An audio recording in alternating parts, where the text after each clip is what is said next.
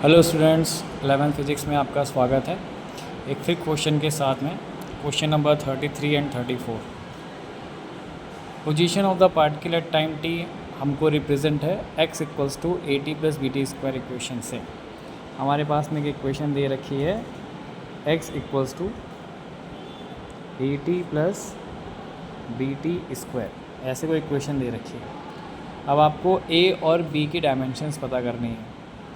तो जैसा कि आपको बताया गया कि x जो है वो मीटर में मतलब एक लेंथ को रिप्रेजेंट कर रही है, तो AT भी हमारी लेंथ को रिप्रेजेंट करेगी पूरी मिला करके, और BT स्क्वायर भी लेंथ को रिप्रेजेंट करेगी। तो हमने आपको तरीका बताया है कि x की डायमेंशन को आप a और t की डायमेंशन के बराबर लिख देंगे। ठीक है, डायमेंशन ये दोनों आपस में इक्वल होंगी। तो x जो मेज़र होता है लेंथ में है, तो इसको हम L लिख देंगे।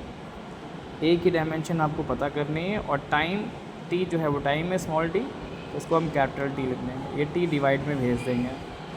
डिवाइड पे भेजने पर ये LT-1 हो जाएगी। यही हमारी a की डायमेंशन है। और LT-1 जो होती है वो हमारी होती है स्पीड। तो हम यहाँ पे a को बता भी सकते हैं कि कौन सी फिज़िकल क्वांटिटी है। तो a हमारी हो गई है स्पीड। ठीक, स्पीड या वेलोसिटी। अगर डिस्टेंस के लिए बात हो गई है तो हमारे पास में स्पीड है, अगर डिस्प्लेसमेंट की बात हो रही है तो हमारे लिए वेलोसिटी है। सेम वे में आपको b की डायमेंशन भी पता करनी है। तो हमने क्या करा कि x की डायमेंशन को BT स्क्वायर की डायमेंशन के बराबर कर देना है। ये आपका हो जाएगा, लेंथ के लिए रिप्रेजेंट हो जाएगी।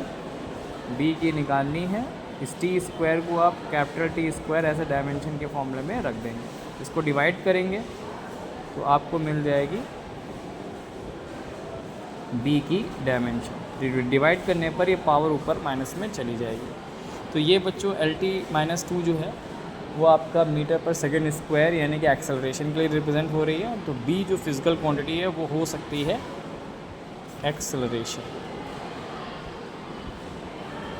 ठीक है, आप लोगों ने फॉर्मूला तो पढ़ा ही होगा, S equals to UT plus half AT square. तो देखिए उसी फॉर्म में है ये डिस्टेंस है UT plus half 1/2 AT square. तो B A के सेंस में आ रहा है यानी कि एक्सेलरेशन, और A जो है वो U यानी कि स्पीड के सेंस में आ रहा है। ठीक है, तो इस तरीके से फॉर्मूलेस बनाए जाते हैं, डायमेंशन बनाई जाती है। इसी के साथ एक छोटा सा क्वेश्चन और भी इंक्लूड हमने कर दिया है। डिस्प्लेसमेंट आपको दे रखी है S CT/Q। अब आपको C की डायमेंशन को पता करना है। तो डिस्प्लेसमेंट है ये, तो इसको आप L लिख सकते हैं, और T आपका है टाइम, तो आप इसको T का क्यूब कर सकते हैं। और C कांस्टेंट है, इसकी डायमेंशन हमको पता करनी है। अब ये अपॉन में T आ गया, अपॉन में जब ऊपर लिखा जाता है तो माइनस में लिखा जाता है। तो यहाँ से हमको C की डायमेंशन पता चल गई। बच्चों, वीडियो कैसी लगी है ये कमेंट में ज़रूर रखें, और इसी तरीके से आपको मैं सारे क्वेश्चंस पूरे करवा दूंगा। कुछ ही दिनों में हम लोगों ने 34 क्वेश्चन एक्सरसाइज के कर लिए हैं। तो आप लोगों से निवेदन है कि आप मेरे चैनल को सब्सक्राइब ज़रूर करें। प्रशांत कुमार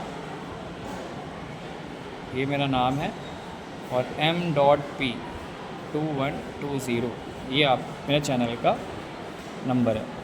तो आप इस पे जाकर मेरे को सब्सक्राइब करें। तब तक के लिए थैंक यू।